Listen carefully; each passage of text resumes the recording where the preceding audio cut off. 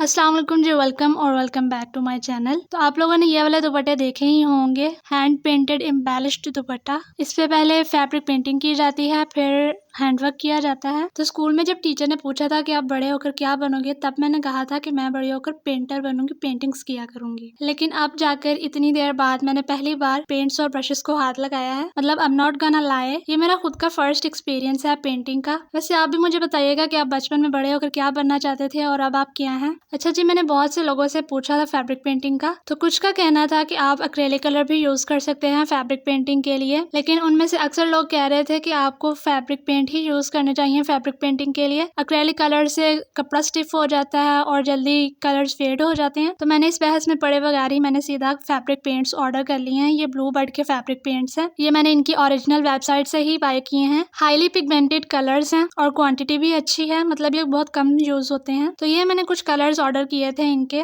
तो इनका कहना है कि ये वाटर बेस्ड कलर्स हैं, हैंड वॉश के साथ ये मशीन वॉशेबल भी हैं, सभी फैब्रिक टाइप्स के लिए आप यूज कर सकते हैं। और ड्राई होने के बाद आप इसे बैक साइड से 3 मिनट के लिए आयरन करेंगे और फिर अच्छे रिजल्ट्स के लिए आप इसे 3 दिन तक वॉश ना करें फैब्रिक को।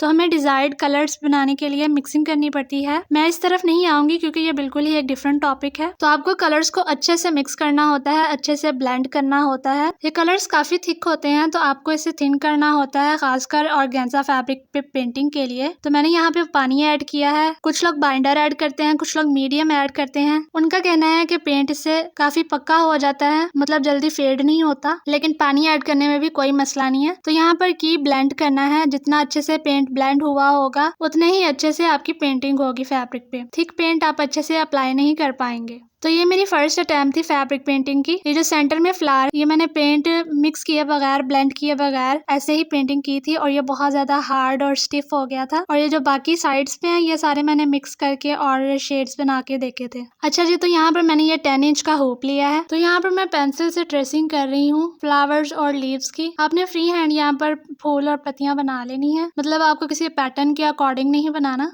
जो पेंट हमने मिक्स किया था वो यहाँ पर हम अप्लाई करेंगे। इसके लिए मैं ये फ्लैट ब्रश यूज कर रही हूँ। ये आपको किसी भी बुक स्टोर से या स्टेशनरी शॉप से मिल जाता है 20-30 रुपीज में। यहाँ पर मैं बस आप कह लें कि पहले आउटलाइन कर रही हूँ पत्तियों की नीटली, फिर उसके अंदर मैं सारी फिलिंग कर रही हूँ। वैसे देखा जाए तो ये वाली फैब्रिक पेंटिंग इतनी मुश्किल भी नहीं है, मतलब आपको इसमें बहुत ज्यादा डिटेल्स नहीं ऐड करना पड़ती, जैसे आपको शेडिंग नहीं करना पड़ती, बस आपको शेप देनी है फ्लावर्स और लीव्स की और उसमें फिलिंग कर देनी है। और ये भी जरूरी नहीं है कि आपके फ्लावर्स और लीव्स बिल्कुल परफेक्ट हो, आपको जैसे समझ में आए आप इजीली वैसे कर लें। मैंने लीव्स के लिए भी और फ्लावर्स के लिए भी एक ही ब्रश यूज किया है। तो यहाँ पर मैंने ये 3 फ्लावर्स और ये इतने से लीव्स बनाए हैं। अच्छा, कंप्लीट कर लेने के बाद आपको इसे ड्राई करने के लिए छोड़ देना होता है, लेकिन अगर आपको जल्दी हो तो आप हेयर ड्राई यूज कर सकते हैं इसके लिए, जल्दी ड्राई करने के लिए। और फिर ड्राई करने के बाद आपने लाजमी पहले इसको एक बार आयरन कर लेना है रॉन्ग साइड से। तो यहाँ पर ये मेरे फ्लावर्स ड्राई हो गए और मैंने इन्हें आयरन भी कर लिया है। तो अब यहाँ से हमारा हैंडवर्क शुरू होगा। सबसे पहले मैंने यहाँ पर ली है नक्शी। इससे हमने आउटलाइन बनानी है फ्लावर्स की। ये नक्शी वैसे ज्यादा अच्छे से आरी से लगती है, जो हम नीडल यूज करते हैं आरी की, उससे ये ज्यादा अच्छे से लगाई जा सकती है। लेकिन आरी यूज करना हर किसी के लिए पॉसिबल नहीं होता, उसके लिए आपको बहुत ज्यादा पहले प्रैक्टिस करना होती है। और मैं झूठ नहीं कहूंगी, मैं खुद भी अभी सीख रही हूँ, प्रैक्टिस करती हूँ अभी बस। बट आप सुई के साथ भी लगा सकते हैं नक्शी को, और उसका मेथड मैं भी आपके साथ शेयर करती हूँ।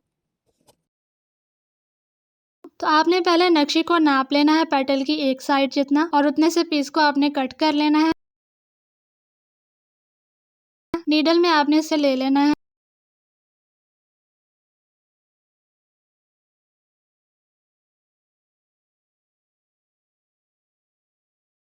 अब हमने इसके ऊपर छोटे छोटे स्टिचेस लगाने हैं। याद रहे आपने सिंगल थ्रेड लेना है। धागा आपने ऐसे नीचे को खींच देना है ताकि ये इसके अंदर फंस जाए, पक्का हो जाए और ये ऊपर भी नजर ना आए। तो आपने ऐसे छोटे छोटे स्टिचेस लगा के इसे पक्का करना है।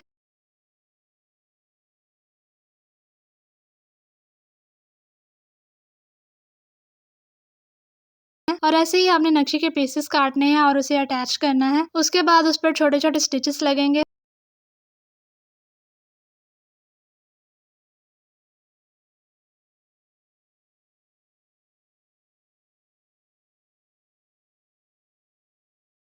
यहाँ पर मैंने ये तीनों फ्लावर्स में ये आउटलाइन कर ली है। अब जो इन दुपट्टों के हैंडवर्क में एक चीज होती है जो बहुत ज्यादा ग्रेसफुल लगती है, ये गोल्डन सी लाइंस, ये इसी नक्शी से बनेगी और इस काम को कहते हैं पित्ता वर्क। इसके लिए आपको एक वुडन हैमर चाहिए होता है। आप इस लकड़ी के पीस को फैब्रिक के नीचे रखते हैं और ऊपर जो काम हुआ होता है हमारा हैंडवर्क का, उसको हम इस हैमर से जोर से मारते हुए प्रेस करते हैं। बेसिकली ये प्रोसेस हमारे हैंडवर्क को फ्लैट करने के लिए किया जाता है। तो हमारे पास ना तो ये वुडन हैमर है और ना ही ये लकड़ी का छोटा पीस, लेकिन हमें इसे फ्लैट तो करना ही है। मैंने ये फ्रेम स्टैंड से निकाल लिया है और इसे नीचे रखा है उल्टी साइड पे। आपको नीचे स्टिचेस नजर आ रहे होंगे यहाँ पर। तो मैंने इसे उल्टी साइड से प्रेस करना है। इसके लिए मैं ये पेचकस यूज कर रही हूँ। मतलब आपको कोई भी मजबूत चीज लेनी है जिससे आप इसे प्रेस कर सकें, जोर से दबाकर, अच्छे से जान लगाकर आप इसे दबाएंगे। तो ये प्रेस होने के बाद इसकी ये शेप आई है। आई नो ये बिल्कुल परफेक्ट नहीं है, क्योंकि जैसे मैंने बताया कि ये नक्शी ज्यादातर अच्छे से आरी के साथ ही लगाई जाती है। अगर हम इस नक्शी को आरी से लगाएंगे तो ये बिल्कुल नीट और स्ट्रेट लाइंस बनेगी, लेकिन क्योंकि हमने इस पे स्टिचेस लगाकर सुई से लगाए हैं तो इसलिए थोड़ी सी टेढ़ी मेढ़ी सी जिगजैग जैसी इसकी शेप आएगी, बट काम चल जाएगा। मतलब ये ऐसे भी अच्छी ही लगेगी। तो मैंने ये तीनों फ्लावर्स ऐसे बना लिए हैं। अच्छा, इस नक्शी के अलावा, इस पित्ता वर्क के अलावा, कुछ फैब्रिक पेंटर्स फ्लावर्स की आउटलाइन के लिए गोल्डन पेंट यूज करते हैं। यहाँ पर तो मैं ये ब्रश से लगा रही हूँ, लेकिन एक गोल्डन गुट्टा मिलता है, या फिर आप उस पेंट को किसी नोजल में डालकर उससे भी आउटलाइन दे सकते हैं। तो ये दो मेथड हैं फ्लावर्स की आउटलाइन के लिए। अच्छा, इसके बाद हमने फिर से नक्शी लेनी है और उसके छोटे छोटे पीसेस काट लेने हैं। और यहाँ पर मैंने क्रिस्टल बीड्स लिए हैं। इसके अलावा भी कई सारी ऑप्शंस हैं, जैसे आप कोई बड़ा राइनस्टोन यूज कर सकते हैं या आप किसी भी तरह का कोई और डिफरेंट शेप में स्टोन यूज कर लें। तो सेंटर में यहाँ पर मैं पहले एक क्रिस्टल बीड लगाऊंगी। इसके बाद मैं लूंगी एक नक्शी का पीस सुई में और उसके ऊपर हमने डालना है एक गोल्डन सितारा। ये हमने टोटल लगानी है 8 लाइन।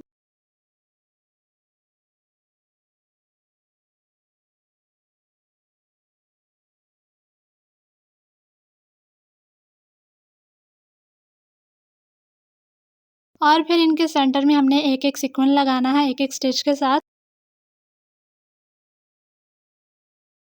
अब इन पेटल्स में भी मैं एक सीक्वेंस के साथ नक्शी का पीस लगा रही हूँ। इस तरह से हमने ये इस दोनों साइड्स पे नक्शी लगाते हुए एक पत्ती बनानी है।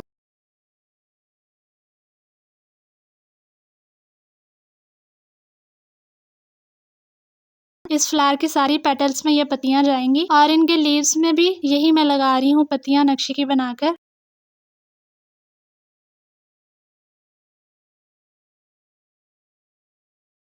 आप चाहें तो ये नक्शी की पत्तियां सेंटर वाले फ्लावर के साथ भी जोड़कर बना सकते हैं। मुझे ऐसे ही अच्छे लग रहे थे, इसीलिए मैंने ये इतना सा ही बनाया है। तो यहाँ पर मैंने ये बंच कंप्लीट कर लिया है। यहाँ पर मैं आपको इसकी बैक साइड दिखा रही हूँ। और ये मैंने एक पहले बंच बनाया था प्रैक्टिस के लिए। इसमें मैंने गोल्डन पेंट की आउटलाइन दी है फ्लावर्स में और नक्शी की जगह यहाँ पर मैंने पाइप बीड्स यूज किए हैं सितारे के साथ। दिखाने का मकसद ये है कि आप डिफरेंट मटेरियल भी यूज कर सकते हैं। जरूरी नहीं कि आपको मैंने बताया नक्शी लगानी है तो आप नक्शी ही लगाएंगे, आप मोती भी किसी तरह के लगा सकते हैं। और अगर कोई यहाँ पर फैब्रिक पेंटिंग करना चाहता है तो प्लीज कमेंट सेक्शन में हमारे साथ अपनी टिप्स वगैरह जरूर शेयर कीजिएगा, ताकि मेरे साथ साथ यहाँ पे और लोगों की भी हेल्प हो सके। और इसके अलावा आपने कमेंट्स में मुझे बताना है कि आपको फैब्रिक पेंटिंग पे और वीडियोस चाहिए। मतलब जैसे ये तो छोटे फ्लावर्स हैं, अगर आप बड़े फ्लावर्स बनाना चाह रहे हैं तो आपने मुझे कमेंट्स में जरूर बताना है कि मैं इस पर और वीडियोस बनाऊं या इतना ही काफी है। तो मैं भी मेरी फैब्रिक पेंटिंग परफेक्ट ना हो, मेरी टेक्निक्स परफेक्ट ना हो, but I did my best. और आई होप आपको आज का डिजाइन और आज का ट्यूटोरियल अच्छा लगा होगा। Thank you for watching. Bye.